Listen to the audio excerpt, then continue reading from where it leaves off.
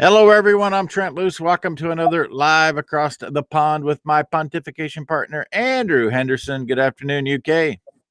Good morning, USA. And good old Southwestern Airlines. That's what I'd say.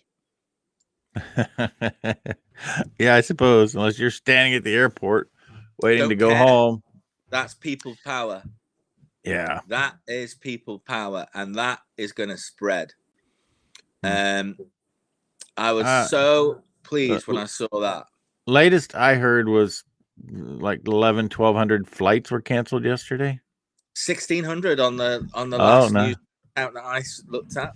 And they're trying to say it was weather orientated. Oh, no way.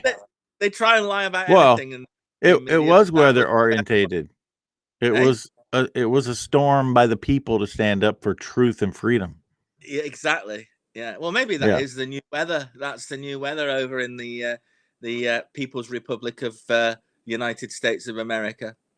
But there you go. I'm in the People's Republic of UK, so it's just the same. There's Patricia Fuller rubbing it in that she's at the great state fair of Texas, and we're not. So, good morning, Patricia. Good morning. And I did notice some great celebrations happening in Texas yesterday at huge sports arenas, and it did make me think, that's marvelous to see so many people enjoying themselves. So, Epic Times and my buddy Kevin Jenkins forwarded this to me because he lives in a world of, he travels from city to city. It's not like he's in farm country a lot, unless he hangs with me. And Epic Times this weekend had a story about food prices have increased by 1.5% every month in the U.S. since January. Is that all? Kelly even, that's all. 1.5% per month is, what is that, 12% for the year? Yeah. But it's going to go to 30 to 40%. Yeah. Same here. And here's the thing. Major media will attempt to convince everyone that farmers destroy their crops, that farmers did this, farmers did that. Farmers across the board are going to have bumper crops in about every farm commodity you can have. So the problem is not at the farm. It's funny you should say that because I'm currently, this afternoon, I'll be delivering out sheets, as you know, for what we call our maize customers. To you, they're corn customers. Mm-hmm. And we're having a bumper crop of maize this year, thankfully, because the grass crop was a good crop, but it was very low in protein and energy. But there you go, for cows. Yeah.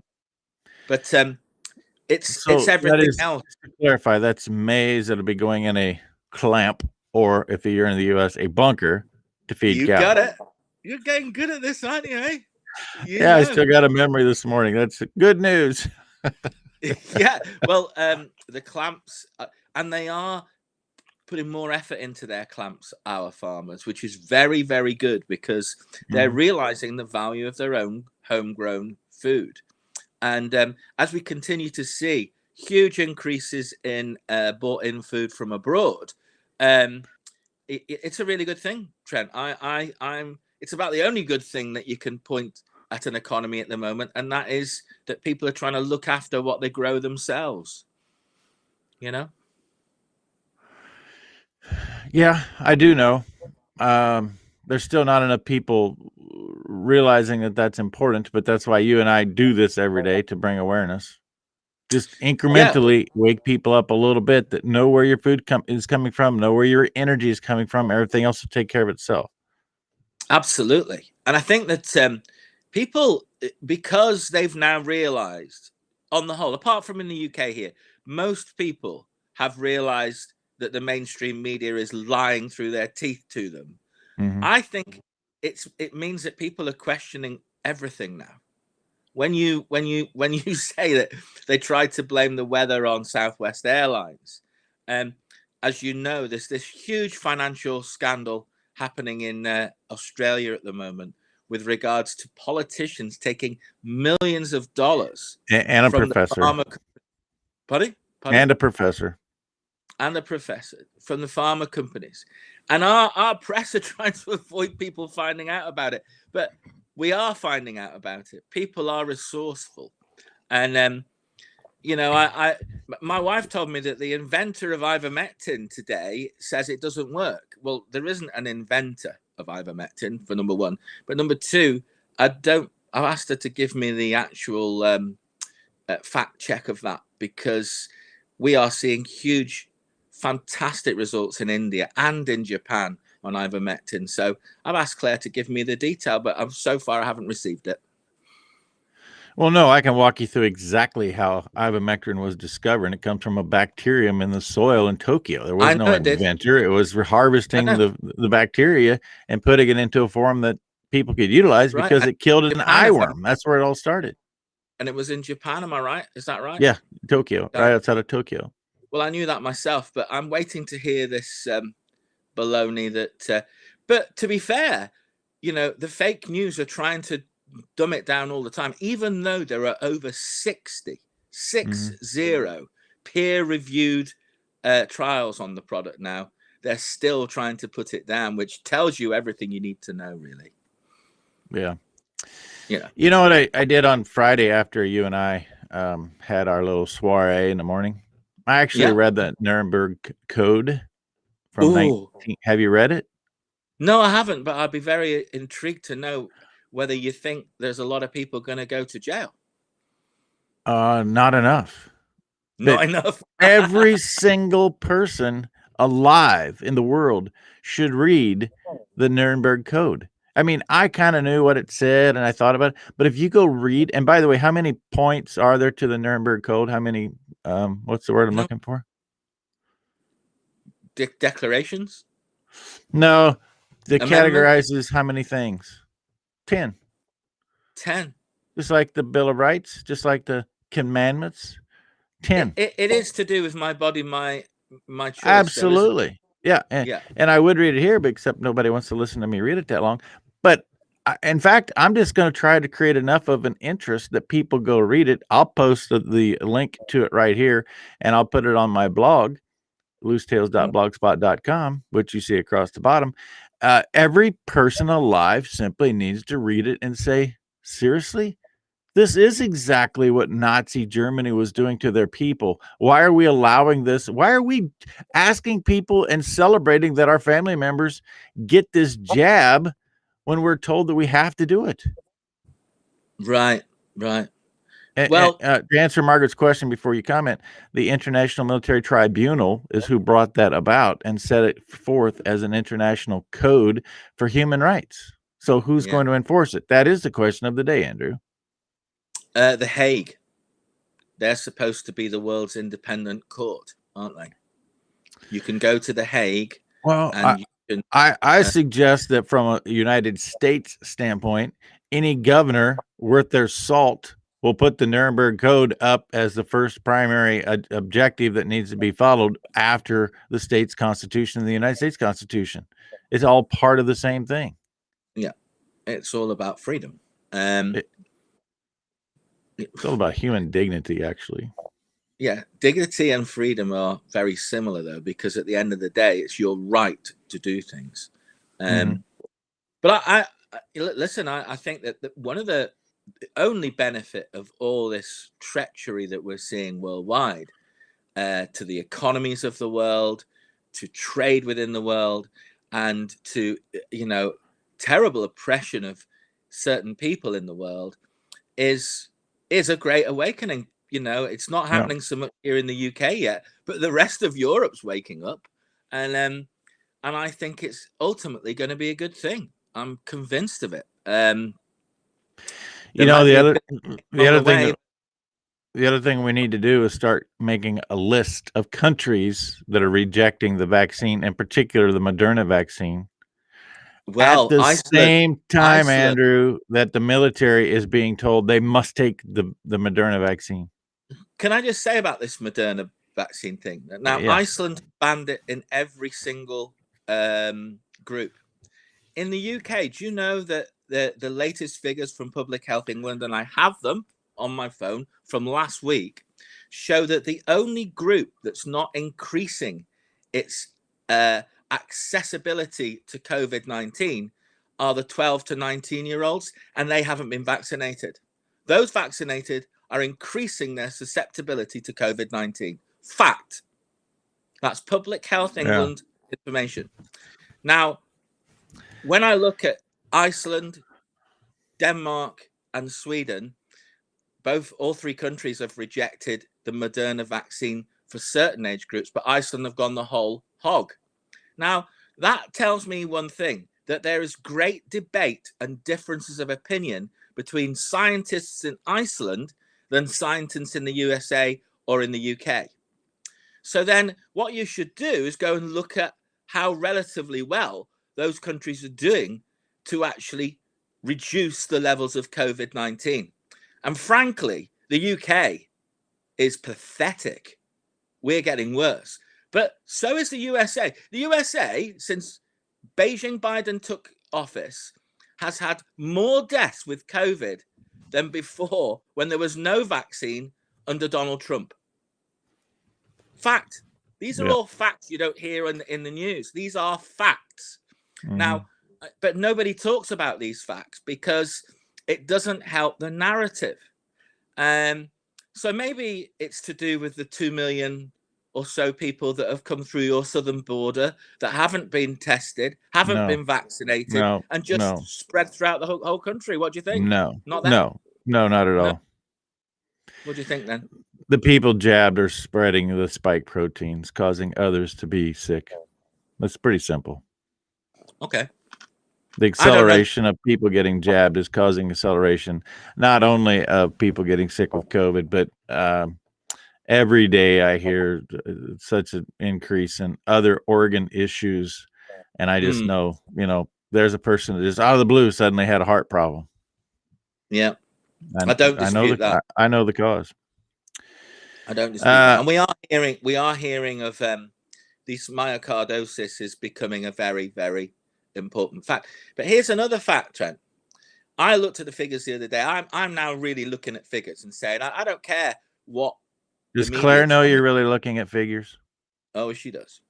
And I look at the figures and I think, right, you missed it. You missed it.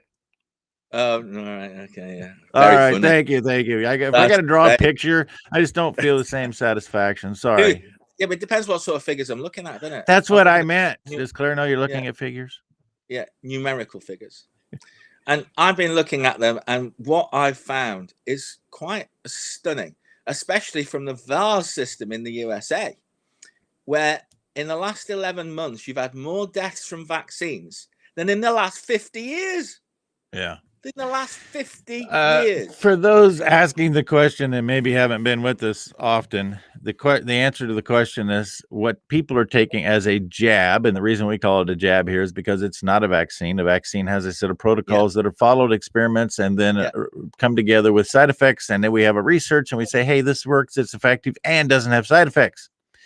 What we're dealing with now is a mRNA, a gene therapy injection that was patented in 2008, waiting for the right time for somebody to come along and say, we need to mandate this gene therapy because we want to see what happens. And in case you want to just verify that I'm telling you the truth, the patent number is 776521. 776521. Read that patent and tell me that everything's okay. Well, of course, and I cannot believe it's not okay because they've actually banned it from December the 31st. You're the first country to ban the PCR test, and yet nobody's giving anybody a reason why you're banning it. But it's obvious to me at 40 cycles, it incorporates the flu, influenza, the common cold, and COVID. Those are the words of Anthony Fauci, by the way. Are we really going to close this program without you wishing me a happy birthday? Happy birthday! Happy birthday! Well, I got to drag it out of you. Happy birthday! Happy birthday! Do you have a piano? Yeah. Could you just play that for me? No, I haven't got a piano. I'm not near the piano. But I'm going to say that that must be. Is it a big one then? Big birthday. Well, 55. They're all a big one. 55. 66 to 21. Is that 55? Yeah, 55. Well, 55. It's a popular. I've been there. Got the T-shirt, and Mm-hmm. So how do you feel? How do you feel? Do you feel older or just the same, or how are you feeling?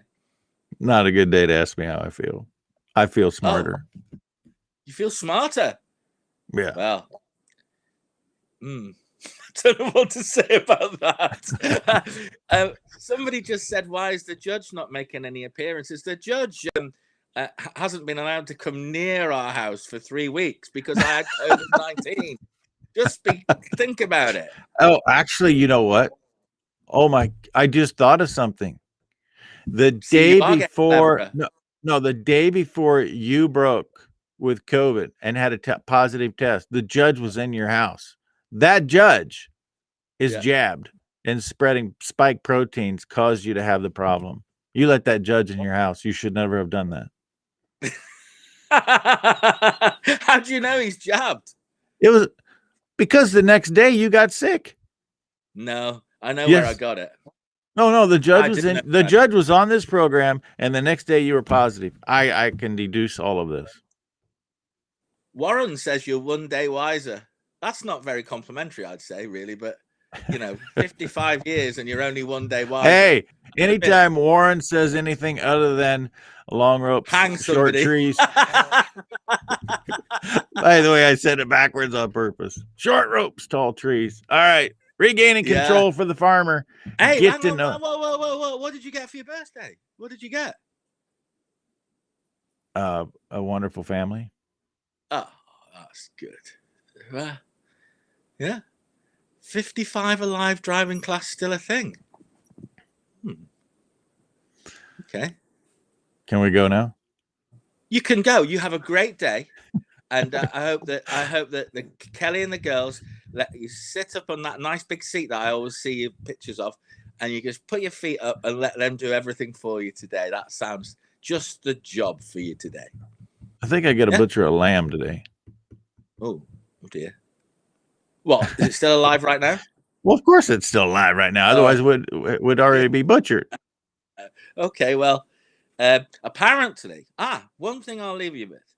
I heard the other day that because we're all going this food scare thing's going to creep up on us, and that we're all going to have no food, especially getting near to Thanksgiving and Christmas, that the only people that would survive would be the rancher. And I thought, thank goodness I know Trent. Thank goodness I know Trent. They say most ranchers have their own animals, their own vegetable garden, and they have their own generator. And I'm thinking, I actually think Trent's got all three of them. Is that right? I do. Yeah. I actually have 2 generators. Horse. Pardon? Yeah, I have a horse. And more than one horse. You've got more than one horse. I do. But you also have to have one other thing that everybody needs to think about. What's that? Fuel to run the generators. Oh, can you not just use old French fry fat? You can.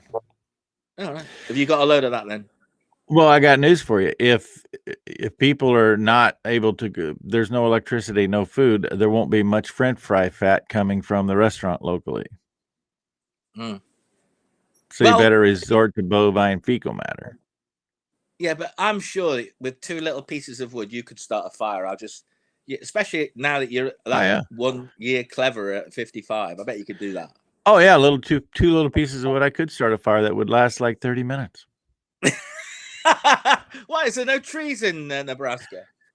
Don't you know the pioneers of the Great Plains had no trees to burn wood, so they burned buffalo chips? They burned buffalo poop to survive. And cows. Yeah, no. So it all comes back to bovine. It does. Every single thing comes back to a pile of bovine fecal matter. Okay, well, on that subject, have a great day and enjoy keeping warm with bovine fecal matter. Regaining control for the farmer, Andrew Henderson, Trent Loose on Columbus Day 2021. Thanks. Columbus Day.